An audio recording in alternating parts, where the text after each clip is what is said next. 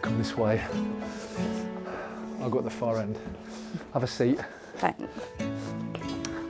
Hi. Hello. Thank you so much for coming today to speak to us. Look, first of all, please can you tell us who you are and a little bit about the charity that you work for? Yeah, no, of course. So my name is Sarah and I work for the charity Missing People.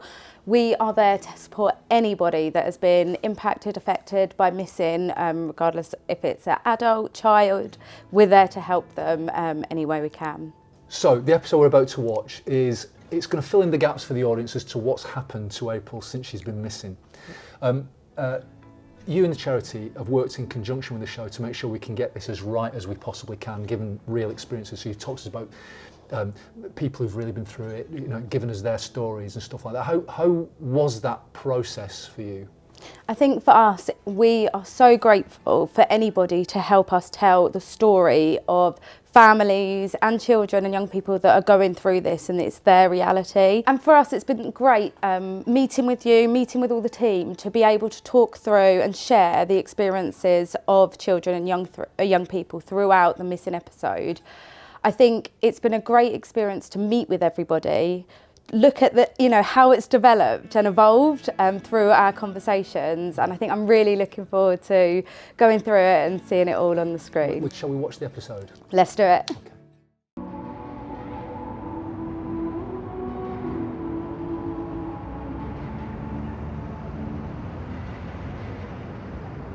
Hey babes, guess who's in the big bad city? Yeah, I know, unreal. Anyways, I've got a big favour to ask you. No, it's fine. No, I totally get it. Jez, mate, you having a good crimbo?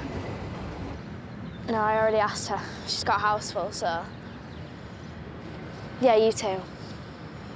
Happy Christmas.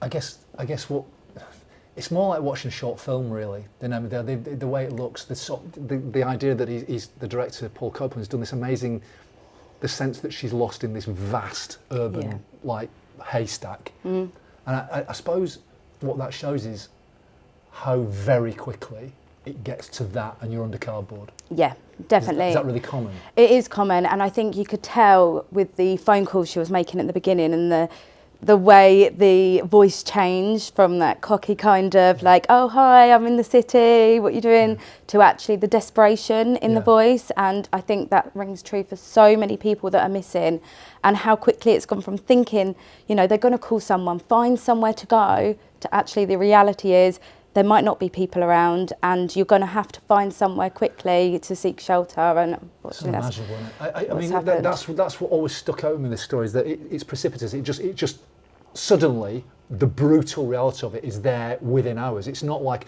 this isn't going to happen over days and days. No. It's immediate. It's a really quick turnover from thinking you're going to leave and go to a completely different situation to the bleak reality that actually you need to find somewhere to get some sleep and lay your head down in a semi-safe place, which is, very vulnerable for a lot of young people out there. It's horrific.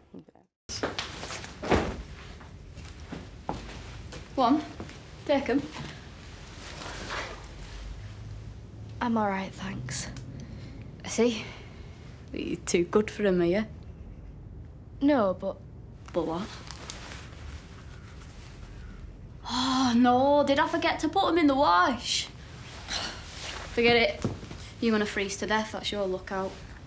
No, it's not that. It's just I'm not going to be here much longer. My mate's home in a few days and then I'll have somewhere else to stay.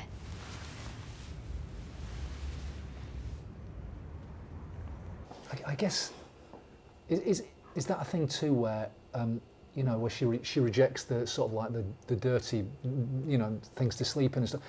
That must change real quick. The standards must change pretty quick too, according to circumstance. Yeah, definitely. It's a common theme we hear actually of especially girls saying that when they're out, they don't think they're going to be there that long, and they genuinely believe that they wouldn't be that person to wear these clothes that are dirty, haven't been washed, and not theirs.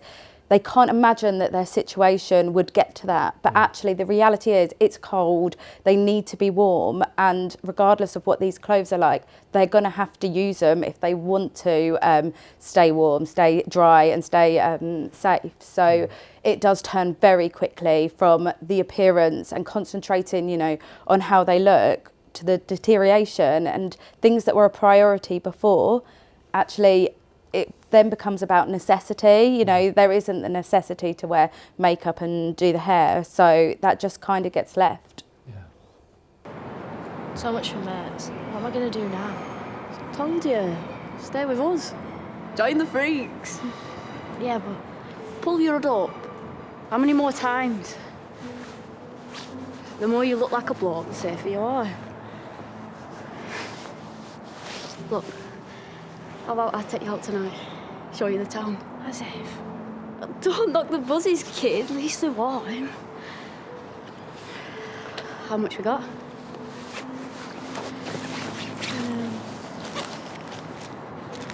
Enough for a couple of pasties, maybe share a drink.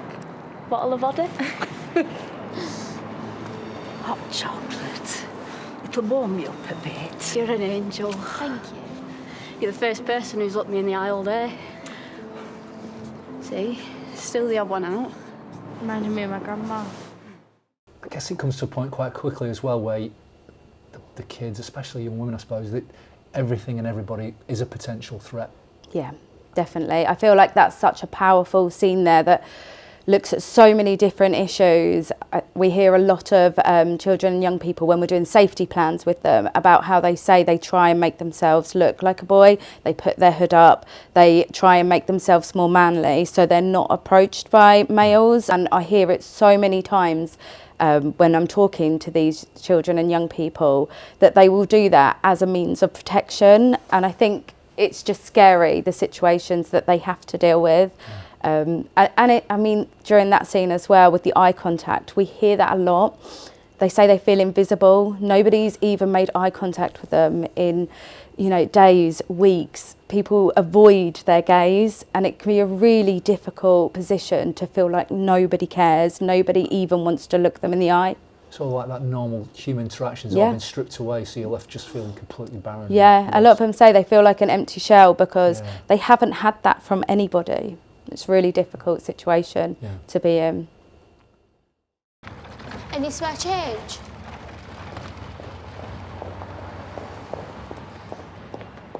Any change, please? Them shoes, I don't think so. You what? How much did they set you back? 100 quid? You must be on a right number out here. What do you spend it on, drugs? No! Zombie knives! Yeah, that's it. Do one before I get it out! Blimey.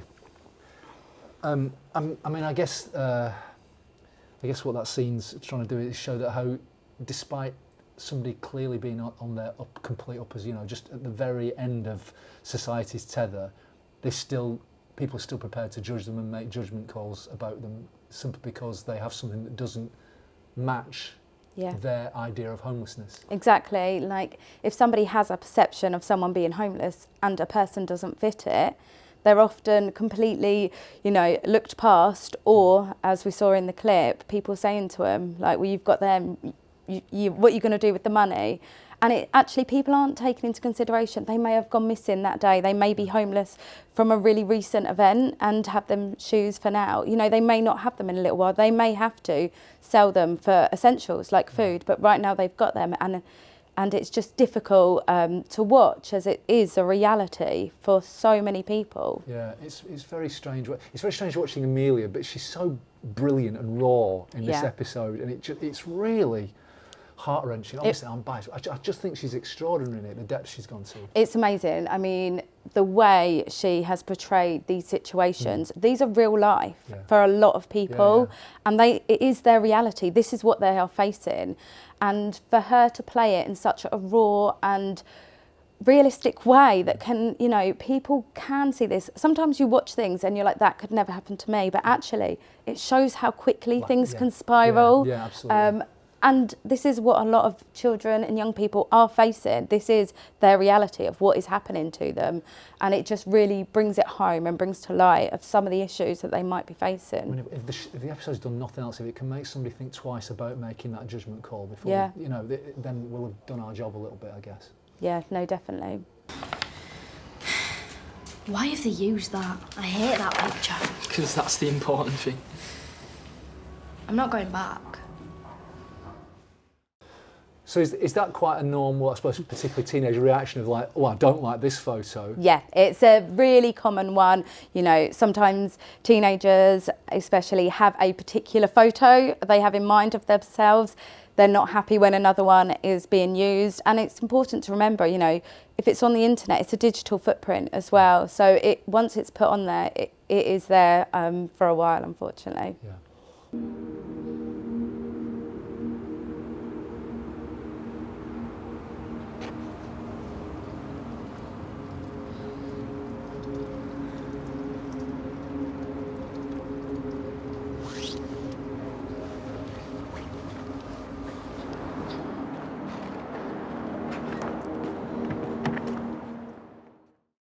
I guess that sort of represents the what we've been all trying to do, the show and the charity have been trying to do together. It's that perfect symbiosis of the two things coming together and trying to tell this story. Definitely, and I think it's great that you managed to get in there, because that is our number, and we really are a lifeline when somebody is affected by missing. So we, you know, as a charity that relies on donations, it is so important to be able to support these people in crisis when they don't have anywhere to go. And I think the way that the show has, you know, sensitively dealt with this such difficult situation of missing has been brilliant, and it just can really raise awareness for everything that might be impacting some people. Unfortunately, this is a reality for a lot of people. Well, the charity's advice has been just invaluable. It's been extraordinary, and it makes you realise how naive you are to the numbers, you know, the sheer gravity of the numbers, you know, and the circumstance. It really, I just think that between the show and you guys, I think it's really important now that we're telling these stories, because as it becomes more and more common. Exactly, and people think this could never happen to me. I can't be impacted by this, but actually, it can happen to anybody, and we're so grateful for you guys to portray it in such a difficult subject, so sensitively, so raw and so real. It's just, you know, as a charity, we are so grateful to get the message across, and if it helps anybody, if it resonates with anybody, you know, it is such a win for us all. I couldn't agree more.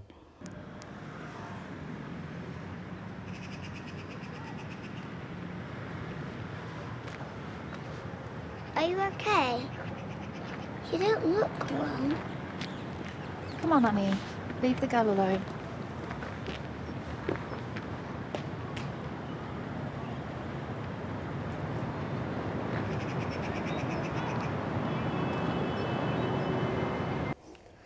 Gosh, I mean, there's no denying it. It's a hard watch, but it has to be, doesn't it? Yeah. Given the story that we're telling, it has to be. We wouldn't have done it justice. So I'm going to put you on the spot and ask you what you thought. I mean, it was such an emotional watch. It has been done so raw, so sensitively, but this is the reality, and unfortunately it is hard-hitting because that is what people are facing. I mean, yeah, it's definitely been portrayed as we hear these stories. This is what people are saying to us. And I mean, you know, the way it's been done, it's just been done so brilliantly, so and nice we to are hear. just so grateful for all the support from everyone Well, that the we've feeling's been mutual, with. trust me. Honestly, it's been amazing. I just think this is what soaps can do. You know, Yeah. that you can tell it day by day. That, you know, within a sort of like almost like a constant present tense. You know, it's just happening as it's happening, and because it goes out to millions of people every night, it's if it can just make one person look twice, then it'll have done its job. Definitely, and I think, you know, the way it's done so brilliantly, it will do that, and it will hit, you know, quite hard with a few people, and people that think, you know, this could never happen to me. We hear that a lot, and unfortunately circumstances change, and it does happen to different people, and we, you know, we want them to know, with the help of everyone here, that there are places to get support. We are there to support people affected by missing. Thank you so much. Thank you, thank you.